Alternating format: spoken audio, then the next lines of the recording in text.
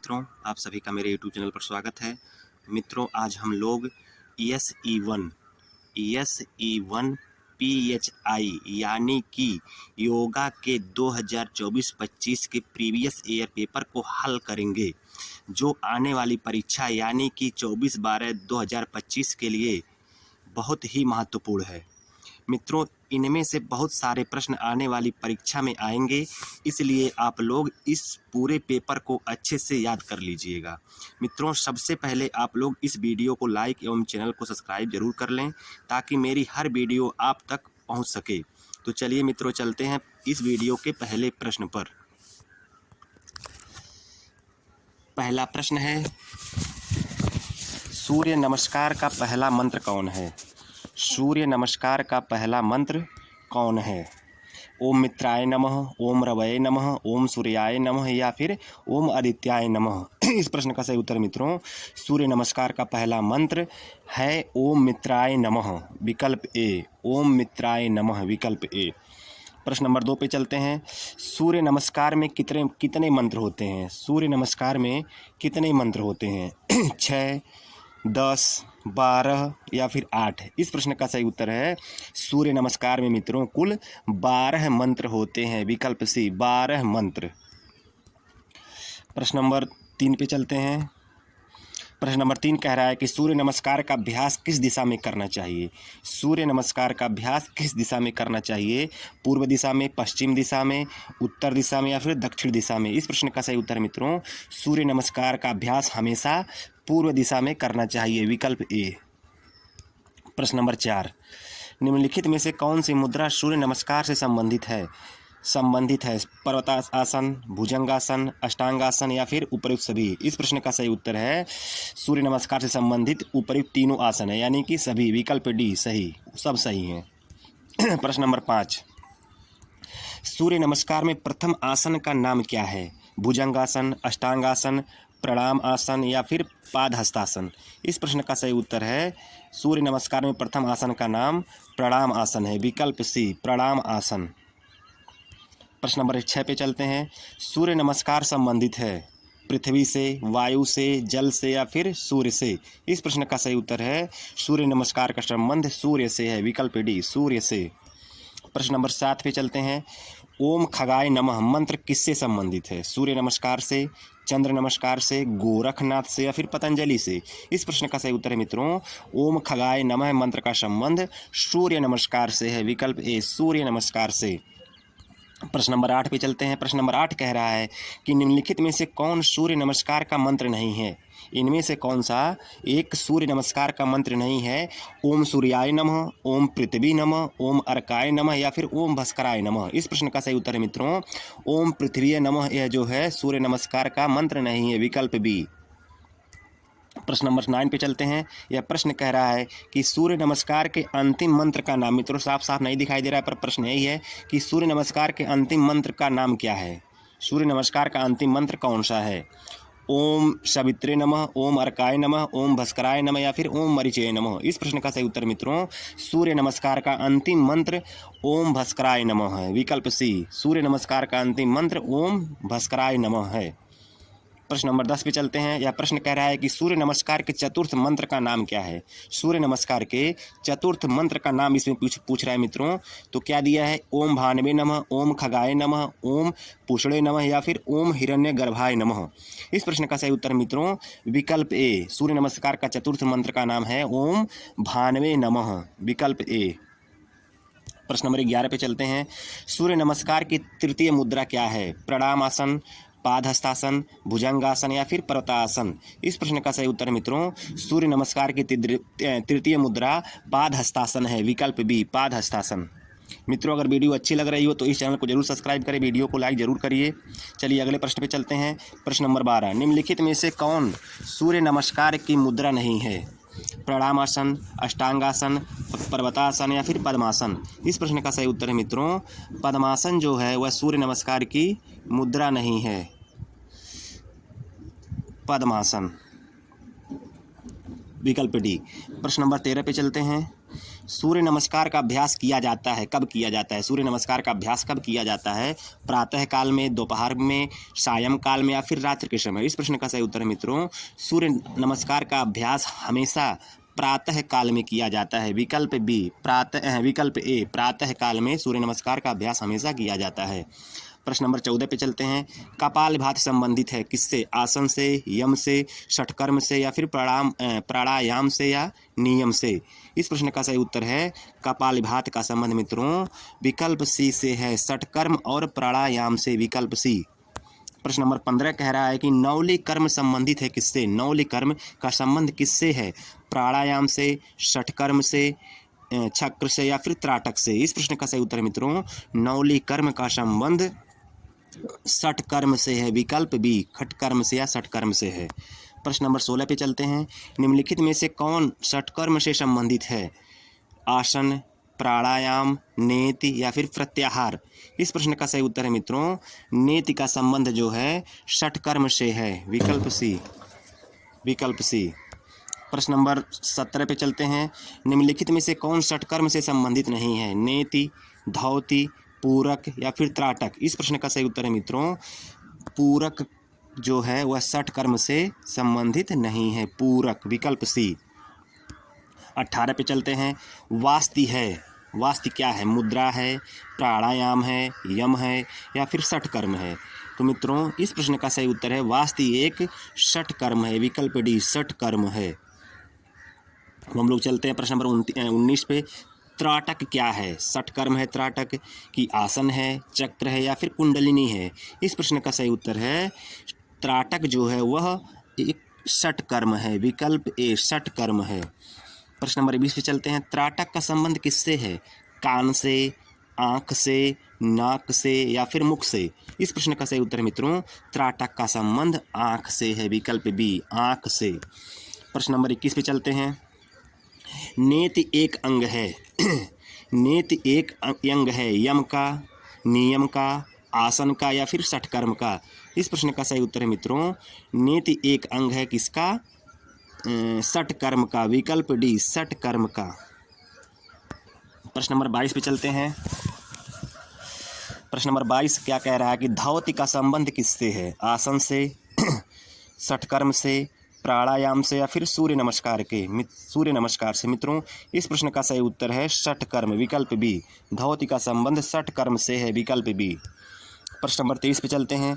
निम्नलिखित में से कौन एक धौति का अंग नहीं है? निम्नलिखित में से कौन एक धौति का अंग नहीं है? मूल शोधन धौति, दंत धौति, हृदय धौति या फिर नाक धौति? इस प्रश्न का सही उत्तर है मित्रों धौति का अंग इसमें से विकल्प डी नहीं है, यानी नाक धौति, नाक धौति, विकल्प डी। प्रश्न नंबर 24। नौल क्रिया से पूर्व कौन सी क्रिया करनी चाहिए? नौल क्रिया से पूर्व कौन सी क्रिया करनी चाहिए? त्राटक, अग्निसार, कपालभाति या फिर नेति? इस प्रश्न का सही उत्तर है मित्रों नौल क्रिया से पहले अग्निसार क्रिया करनी चाहिए, विकल्प बी अग्निसार। घेरंड संहिता में कितने आसन हैं? 84, 50, 32 या फिर 12? इस प्रश्न का सही उत्तर मित्रों घेरंड संहिता में कुल 32 आसन है, विकल्प सी 32 आसन। प्रश्न नंबर 26 पर चलते हैं। प्रश्न कह रहा है कि निम्नलिखित में से कौन एक आसन नहीं है? वज्रासन, पद्मासन, भुजंगासन या फिर प्रशासन? इस प्रश्न का सही उत्तर है इसमें से आसन कौन सा नहीं है? प्रशासन, प्रशासन एक आसन नहीं है। मित्रों अगर वीडियो आप लोगों को अच्छी लग रही हो तो चैनल को जरूर सब्सक्राइब करें और लाइक करें। निम्नलिखित में से कौन सा आसन भोजन के तुरंत बाद किया जा सकता है? वज्रासन, पर्वतासन, भुजंगासन या फिर शीर्षासन? इस प्रश्न का सही उत्तर है भोजन के तुरंत बाद कौन सा इसमें से आसन किया जा सकता है? इस प्रश्न का सही उत्तर है मित्रों विकल्प ए वज्रासन जो है भोजन के तुरंत बाद आप कर सकते हैं, विकल्प ए वज्रासन। प्रश्न नंबर 28 कह रहा है कि भुजंगासन निम्नलिखित में से किसकी मुद्रा को प्रदर्शित करता है? भुजंगासन निम्नलिखित में से किसकी मुद्रा को प्रदर्शित करता है? शेर की, कमल की, कोबरा की और पेड़ की? इस प्रश्न का सही उत्तर मित्रों भुजंगासन कोबरा की मुद्रा को प्रदर्शित करता है, विकल्प सी कोबरा। प्रश्न नंबर 29 पे चलते हैं। घेरंड संहिता के रचयिता कौन है? पतंजलि, घेरंड, रामदेव या फिर गोरखनाथ? इस प्रश्न का सही उत्तर मित्रों घेरंड संहिता के रचयिता घेरंड हैं, सॉरी घेरंड। ये क्या आ क्यों नहीं रहा है? 1 मिनट मित्रों, 1 मिनट, काम नहीं कर रहा है लग रहा है।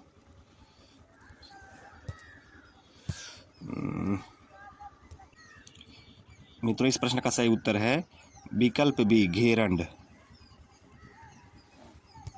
प्रश्न नंबर 30 पे चलते हैं। घेरंड संहिता में वर्णित योग है, घेरंड संहिता में वर्णित योग है ज्ञान योग, कर्म योग, भक्ति योग या फिर हठ योग। इस प्रश्न का सही उत्तर है विकल्प डी हठ योग। प्रश्न नंबर 31 पे चलते हैं। घेरंड संहिता में कितने अध्याय हैं? 10, 5, 7 या फिर 4। इस प्रश्न का सही उत्तर है घेरंड संहिता में कुल 7 अध्याय हैं, विकल्प सी 7 अध्याय। प्रश्न नंबर 32 पर चलते हैं। योग दर्शन के प्रवर्तक कौन है? पतंजलि, घेरंड, कपिल या फिर महेश। इस प्रश्न का सही उत्तर है मित्रों योग दर्शन के प्रवर्तक पतंजलि ऋषि हैं, विकल्प ए पतंजलि। प्रश्न नंबर 33 पे चलते हैं। घेरंड संहिता के अनुसार आसनों का अभ्यास करने का प्राथमिक उद्देश्य क्या है? शारीरिक तंदुरुस्ती, मानसिक शांति, शरीर की स्थिरता एवं मजबूती या फिर वजन कम करना। इस प्रश्न का सही उत्तर है मित्रों शरीर की स्थिरता एवं मजबूती, विकल्प सी। प्रश्न नंबर 34 पर चलते हैं। योगिक ग्रंथों के अनुसार पद्मासन का प्रतीकात्मक अर्थ क्या है? योगिक ग्रंथों के अनुसार पद्मासन का प्रतीकात्मक अर्थ क्या है? आत्मज्ञान, लचीलापन, एकाग्रता या फिर शक्ति। इस प्रश्न का सही उत्तर है मित्रों आत्मज्ञान, विकल्प ए आत्मज्ञान। प्रश्न नंबर 35 पर चलते हैं। घेरंड संहिता में अध्याय के लिए किस आसन की सिफारिश की गई है? घेरंड संहिता में ध्यान के लिए किस आसन की सिफारिश की गई है? ताड़ासन की, सिद्धासन की, सर्वांगासन की या फिर शवासन की। इस प्रश्न का सही उत्तर है मित्रों विकल्प बी सिद्धासन की। प्रश्न नंबर 36 पर चलते हैं। घेरंड संहिता आसनों में निपुणता प्राप्त करने के लिए किस आसन को आवश्यक मानती है? घेरंड संहिता आसनों में निपुणता प्राप्त करने के लिए किस आसन को आवश्यक मानती है? आसनों का नियमित अभ्यास, उचित आहार, गुरु का मार्गदर्शन या फिर उपरोक्त सभी। इस प्रश्न का सही उत्तर है मित्रों विकल्प डी उपरोक्त सभी, सभी सही है मित्रों। प्रश्न नंबर 37 पर चलते हैं। निम्नलिखित में से किस आसन को आसान मुद्रा के रूप में भी जाना जाता है? किस आसन को आसान मुद्रा के रूप में भी जाना जाता है? पद्मासन को, सुखासन को, सिंहासन को या फिर वज्रासन को। इस प्रश्न का सही उत्तर है मित्रों सुखासन को, विकल्प बी सुखासन को। प्रश्न नंबर 38 पे चलते हैं। किस आसन में योगाभ्यासी दहाड़ कर शेर की नकल करता है? किस आसन में योगाभ्यासी दहाड़ कर शेर की नकल करता है? पद्मासन, पर्वतासन, मयूरासन या फिर सिंहासन। इस प्रश्न का सही उत्तर है विकल्प डी सिंहासन। प्रश्न नंबर 39। निम्नलिखित में से किस आसन को योग ग्रंथों में मुद्रा के रूप में जाना जाता है? सिद्धासन, वीरासन, मुक्तासन या फिर स्वास्तिकासन। इस प्रश्न का सही उत्तर है मुक्तासन, विकल्प सी मुक्तासन। प्रश्न नंबर 40। कौन सा आसन विश्राम के लिए अनुशंसित है और मगरमच्छ की मुद्रा की नकल करता है? भुजंगासन, सिंहासन, मकरासन या फिर वीरासन। इस प्रश्न का सही उत्तर है विकल्प सी, विकल्प सी, फिर गड़बड़ हुआ, मकरासन। प्रश्न नंबर 41 पर चलते हैं। किस आसन को हीरो पोज भी कहा जाता है? किस आसन को हीरो पोज भी कहा जाता है? मुक्तासन को, वीरासन को, सिद्धासन को या फिर भुजंगासन को। इस प्रश्न का सही उत्तर हीरो पोज कहा जाता है वीरासन को, विकल्प बी वीरासन को। प्रश्न नंबर 42। वीरासन किस गुण की निकटता से जुड़ा हुआ है? वीरासन किस गुण की निकटता से जुड़ा हुआ है? आराम से, ध्यान से, लचीलापन से या फिर साहस और स्थिरता से। इस प्रश्न का सही उत्तर है वीरासन जो है साहस और स्थिरता से निकटता से जुड़ा हुआ है, विकल्प डी। प्रश्न नंबर 43। नाड़ी शोधन प्राणायाम का प्राथमिक उद्देश्य क्या है? नाड़ी शोधन प्राणायाम का प्राथमिक उद्देश्य क्या है? शरीर को ऊर्जा प्रदान करना, शरीर को ठंडा करना, नाड़ियों को संतुलित करना या फिर फेफड़ों की क्षमता में सुधार करना। इस प्रश्न का सही उत्तर है नाड़ियों को संतुलित करना, विकल्प सी नाड़ियों को संतुलित करना। प्रश्न नंबर 44 क्या कह रहा है कि किस प्राणायाम को धौकनी श्वास के रूप में भी जाना जाता है? किस प्राणायाम को धौकनी श्वास के रूप में भी जाना जाता है? भस्त्रिका, उज्जयी, नाड़ी शोधन या फिर कपालभाति? इस प्रश्न का सही उत्तर है विकल्प ए, भस्त्रिका। प्रश्न नंबर 45, शीतली प्राणायाम में इस्तेमाल की जाने वाली अनोखी तकनीकी क्या है? शीतली प्राणायाम में इस्तेमाल की जाने वाली अनोखी तकनीक क्या है? मुड़ी हुई जीभ से सांस लेना, लंबे समय तक सांस लेना, सांस रोकना, बारी बारी से नासिका से सांस लेना, पेट से तेजी से सांस लेना? इस प्रश्न का सही उत्तर है मित्रों मुड़ी हुई जीभ से सांस लेना, विकल्प ए। शीतली प्राणायाम में इस्तेमाल की जाने वाली अनोखी तकनीक मुड़ी हुई जीभ से सांस लेना है, विकल्प ए। प्रश्न नंबर चलते हैं 46 पे, कौन सा प्राणायाम सांस लेने के दौरान उत्पन्न होने वाली समुद्र जैसी ध्वनि की विशेषता है? नाड़ी शोधन, उज्जयी, कपालभाति या फिर शीतली? इस प्रश्न का सही उत्तर है उज्जयी, विकल्प बी, उज्जयी। प्रश्न नंबर 47 पर चलते हैं, श्वसन तंत्र को साफ करने के लिए कौन सा प्राणायाम सबसे प्रभावी माना जाता है? श्वसन तंत्र को साफ करने के लिए कौन सा प्राणायाम सबसे प्रभावी माना जाता है? कपालभाति, उज्जयी, शीतली या फिर भस्त्रिका? इस प्रश्न का सही उत्तर है कपालभाति, विकल्प ए, कपालभाति। प्रश्न नंबर 48 पर चलते हैं। प्रश्न कह रहा है कि नाड़ी शोधन को यश भी कहा जाता है, यानी कि इनमें से कौन एक नाड़ी शोधन भी कहा जाता है? कौन सा एक विकल्प नाड़ी शोधन भी कहलाता है? विजयी श्वास, बारी बारी से नासिका श्वास, चमकती खोपड़ी श्वास या फिर ठंडी श्वास? इस प्रश्न का सही उत्तर है बारी बारी से नासिका श्वास, विकल्प बी, बारी बारी से नासिका श्वास। प्रश्न नंबर 49, भस्त्रिका प्राणायाम विशेष रूप से निम्नलिखित में से किसके लिए प्रभावित है? चयापचय के लिए, चयापचय को उत्तेजित करने में, ऊर्जा चैनलों को संतुलित करने में, शरीर के तापमान को ठंडा करने में, फेफड़ों की प्रत्यास्थता में सुधार करने में?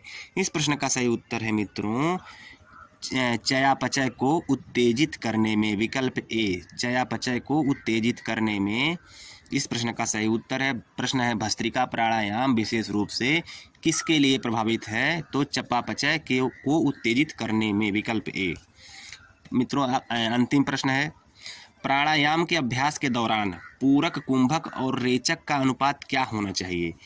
1:1, 1:4:2, 1:2:4, 1:2:1, 2:4:2? इस प्रश्न का सही उत्तर है मित्रों प्राणायाम के अभ्यास के दौरान पूरक, कुंभक और रेचक का अनुपात 1:4:2 होना चाहिए, विकल्प ए। मित्रों अगर वीडियो अच्छी लगी हो तो इस वीडियो को लाइक कीजिए, चैनल को सब्सक्राइब करना न भूलें।